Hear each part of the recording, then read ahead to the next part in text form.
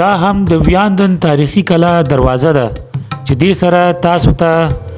جوړ په خیر او سلامونه وړاندې کوم. دا تاریخي کلا په یو جګ غونډې باندې جوړه شوې ده چې د دې څخه د ویاندن ټول ښار ښکاري.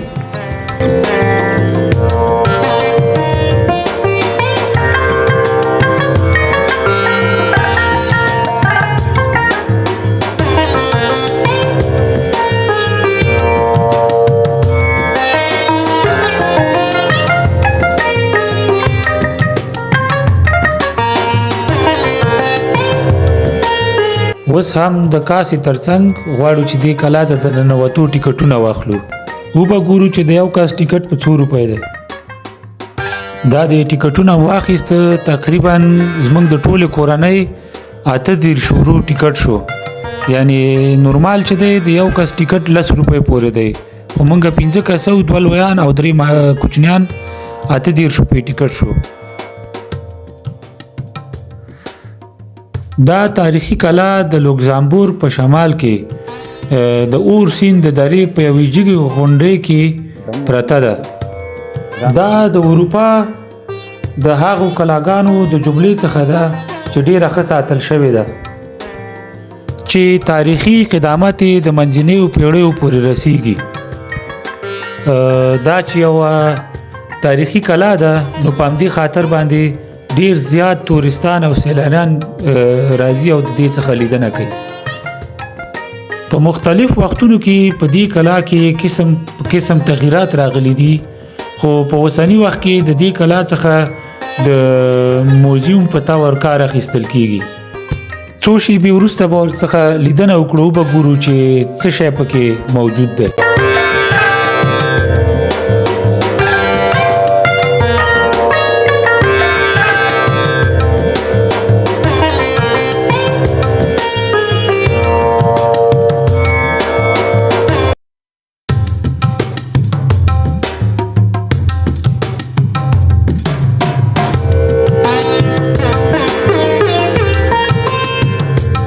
دا د اوس هم دغه ځای ته ورننوځو.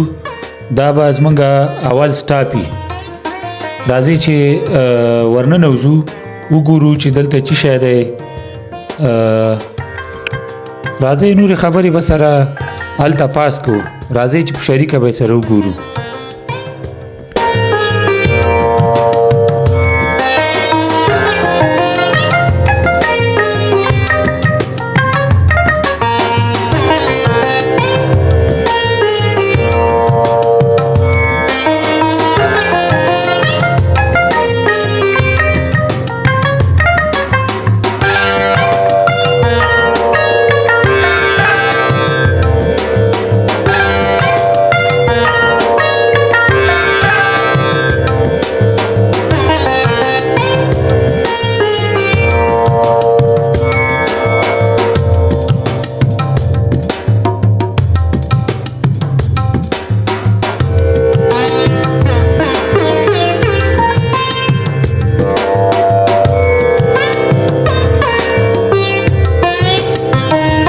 دا هم د ملیټري د وسلوال پوځ نندارتون دی. دغه چې تاسو ګورئ دا د پخواني وخت د سرتیرو لباسونه وو. دا لکه چې شاهي ساتونکي وو. ګوره ټول بدن یې پوښل شوی دی.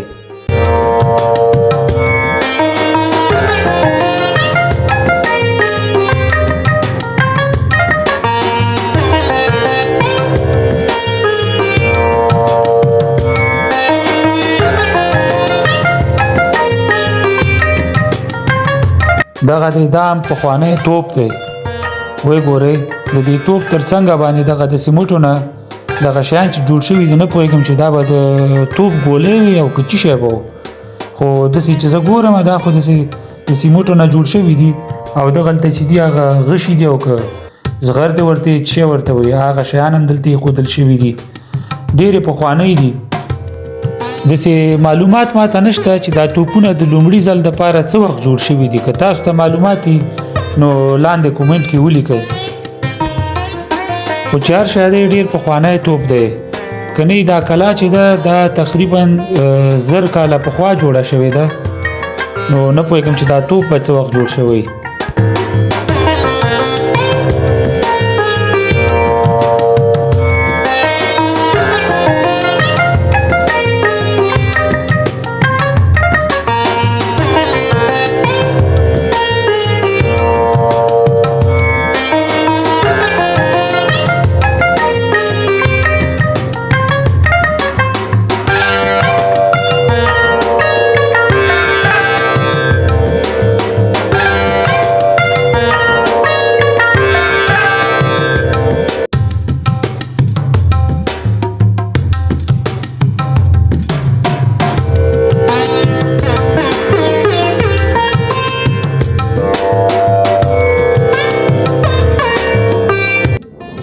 دا بله کوټه ده چې په دې کې هم جنگي سامان آلات پراته دي ټوپکې دي او پخواني توري دي او غشي دي او همدغسې ورته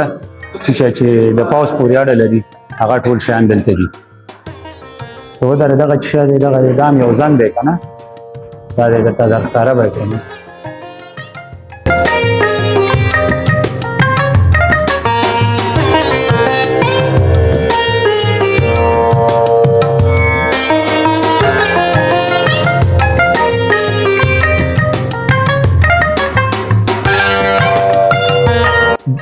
دلته چې تاسو ګورئ دغه دیګي او چاټېګانې او شیان ایښي دي چې دوی په موزیم کې ایښي دي خو زموږ په وطن کې همدا اوس هم ته نه کار اخیستل کېږي دا دی راځئ په شریکه به یې سره وګورو چاټېګانې دي او دیګونه دي او همداسې ورته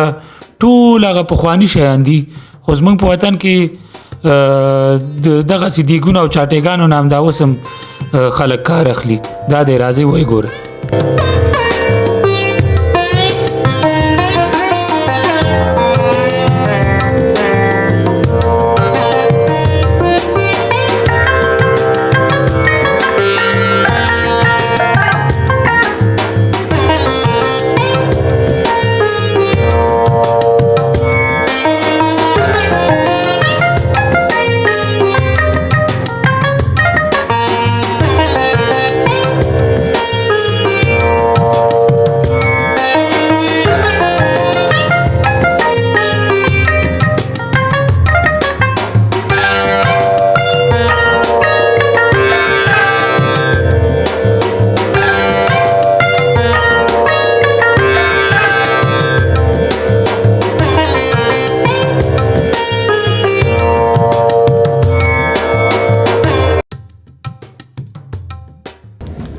دلته هم د خټو څخه جوړ شوي ټول هغه تاریخي سامان آلات چې د خټو څخه جوړ شوي دي د دې کلا بنسټ په 10مه پیړۍ کې ایښودل شوی دی خو په اصل کې دا کلا د 11مې پیړۍ او د 14مې پیړۍ په منځ کې بشپړه شوې ده د 15مې پیړۍ څخه وروسته اهمیت ورو ورو کم شو او د زوال سره مخ شو په ځانګړي ډول د 13مې پیړۍ په پای کې د فرانسوي انقلاب پر مهال ویجاړه شوه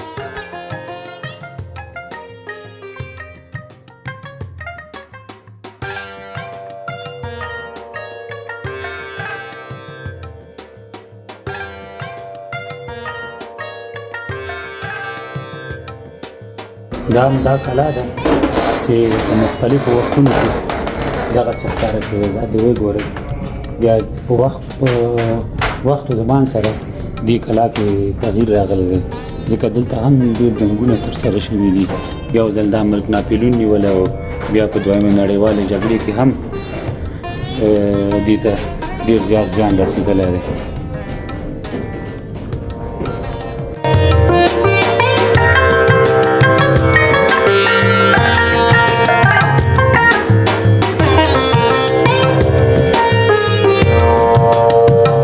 واه واه د باندې راووتو.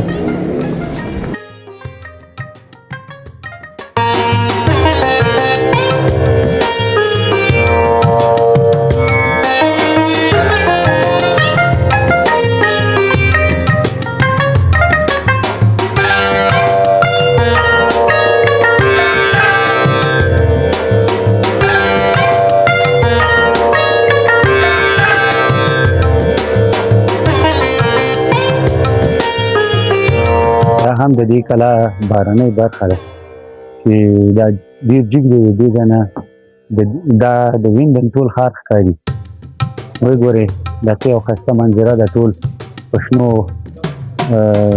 ځنګلونو باندې پوښل شوی دی. دا دی وګورئ هاخوا د ښار ښایسته منظره.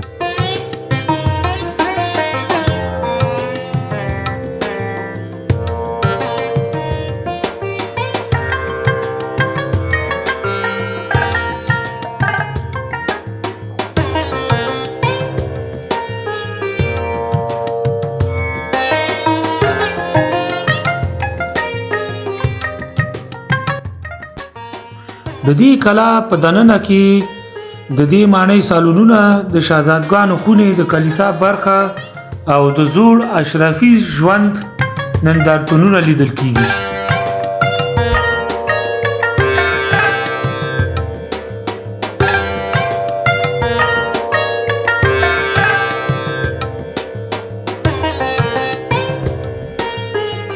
اوس یې ځو بل اړخ ته د دې کلا.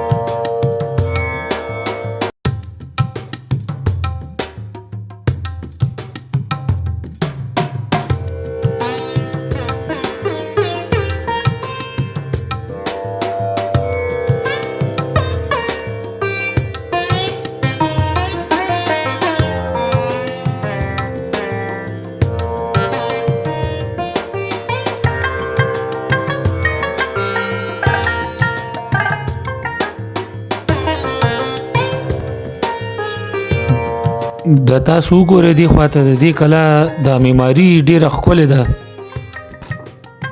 چې د معمارۍ ځانګړتیاوې د رومانسک او ګوتیک معمارۍ ګډه بیلګه ده.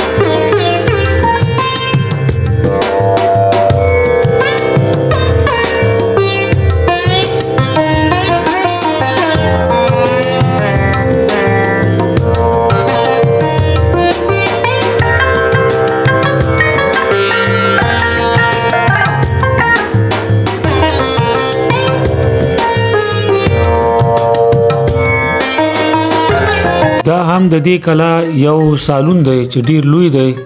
او دلته چې دیوالونه وګوري ډیر ډبل ډبل دیوالونه دي ځکه دا خو پخوا جوړه شوې ده او ډیره عادي جوړه شوې ده دغه پاس چت ته چې وګوري عادي تیران او لاړې اچولې دي دا دی وای ګوري پاس وګوري ګوري داسې هغه دي که نه داسې زموږ د وطنونو غوندې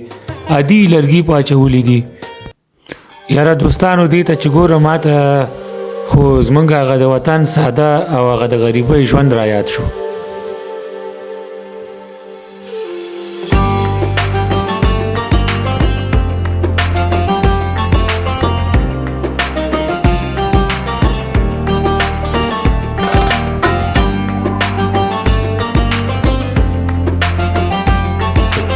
د دې کلا ټول انځورونه دلته رسم شوي دي لکه هغه مخکې چې ما درته ویل لاندې ځای کې هم همدغسې ورته انځورونه وو که نه چې د دې کلا په مختلفو تاریخي وختونو کې چې دې کلا تغییر کړلی تقریبا د 1000 کالو تاریخ رسېږي راځئ دا دی وبه یې ګورو د نږدې نه به یې ګورو راځه راشي دلته راشي راځه ما ته چاچا دا دی ما او ډالۍ راځه دواړه چکر وو دلته دا دی دلته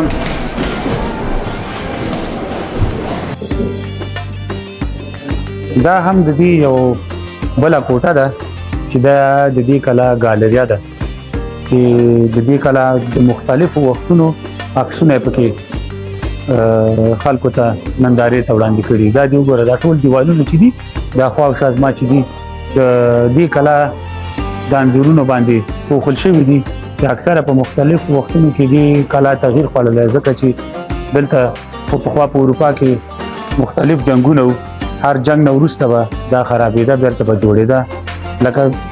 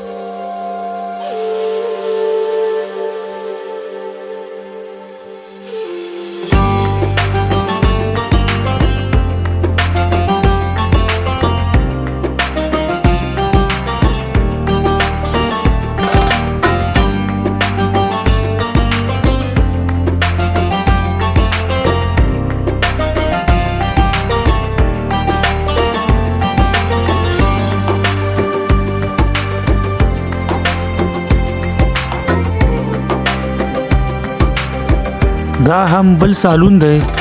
چې پدې کې د قالینو په تاور باندې د مختلفو وختونو د شاهي نظامونه انځور شوي دي دا د دې سیمې د شتمنو کونتانو استوګنځی هم پاتې شوی کونتان چې د منځنیو پیړیو د دې سیمې د ځواکمنو اشرافو څخه وو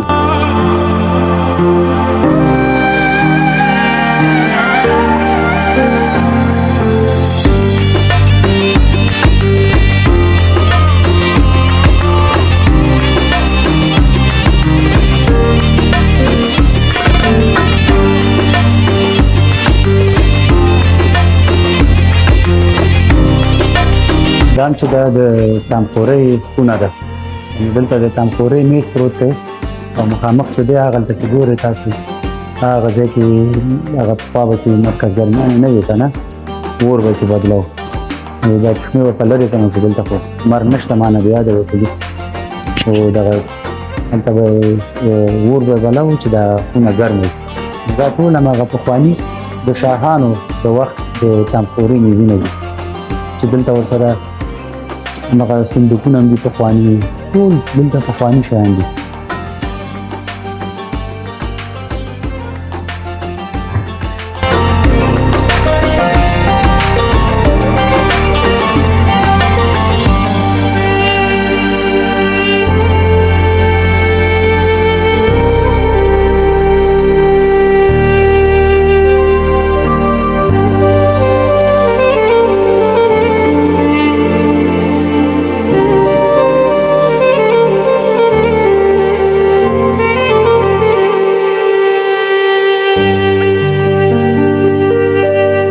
چې دا د ملکې خونه ده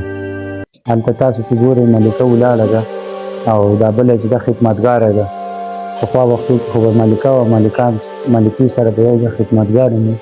او دا د هغې کوټه ده پخوا خو تخنیک دومره مخې ته نه و تللی ټول شیان ډېر ساده ساده وي دا دې ګوره دا ملکه ده او دا خدمتګاره ده چې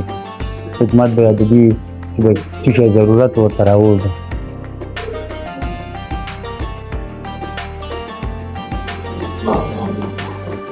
او دغه ځای کې چې تاسو ګورئ دا ځای به د دې دوه چوکۍ وي چې څوک به ورته ملاقات ته راتلو ورته ناست وي منتظر وي هغه به ورته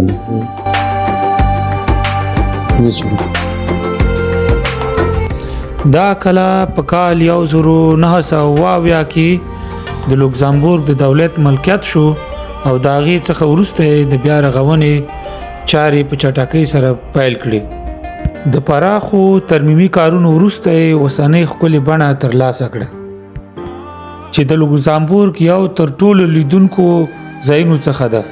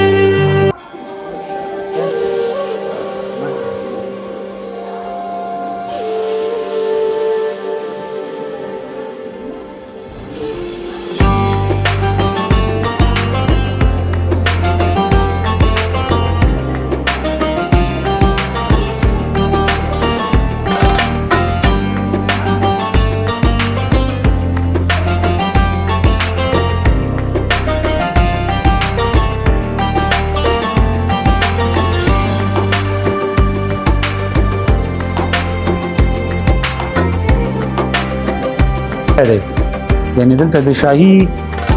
د دې شاهي ماڼۍ چې وای یو پخلنځی او ګوره دلته د پخواني دیګونه هم دي پخواني شیان هم دي هغه ته چې ګوره دغه غوښې هم راتاوې کړي دي بس وایي ګوره همدا پخلنځی دی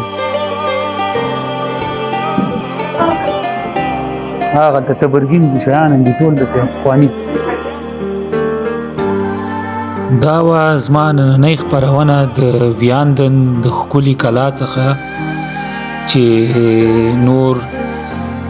رو پای ته رسیږي. د دې نه مخکې چې تاسو سره خدای پاماني کوم نو د تاسو څخه هیله کوم چې د زما د یوټیوب چینل راته سبسکرایب لایک او ځنې کومنټ راته وکړئ چې پاینده کې تاسو د پاره ښې خپرونې جوړې کړم. اوس به رو خپله خپرونه پای ته ورسوم او تاسو ته ښه وخت غواړم. تر بیا لیدو پورې په الله جل جلاله وسپارم.